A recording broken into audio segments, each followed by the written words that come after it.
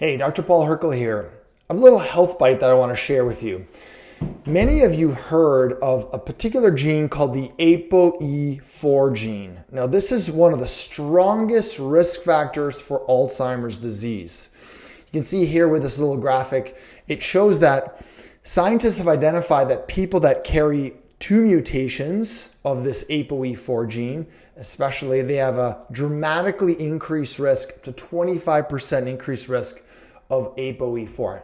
This ApoE4 gene, it allows for more amyloid plaque, the dysfunctional plaque, to accumulate.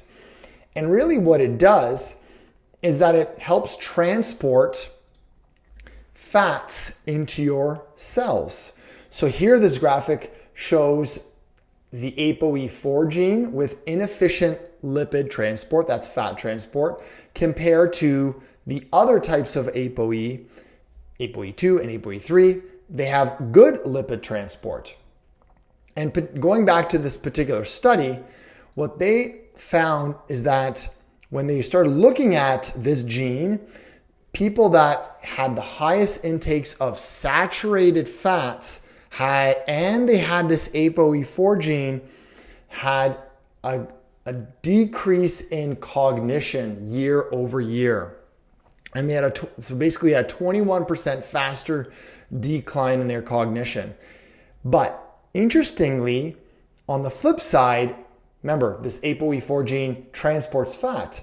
They also found that the higher the intake of long-chain omega-3 fatty acids, also known as fish oils, was associated with a slower rate of decline in those ApoE4 carriers. So not only is it transporting bad fats in, those saturated fats, processed fats, but it's also transporting good fats in as well. So the type of fat that you eat makes a huge difference. In conclusion, when it comes to the omega-3s, they found for every level of increase to the highest level of increase of omega-3 consumption in a person's diet and supplementation, they found that there was about a 30% slower cognitive decline. So it still happened.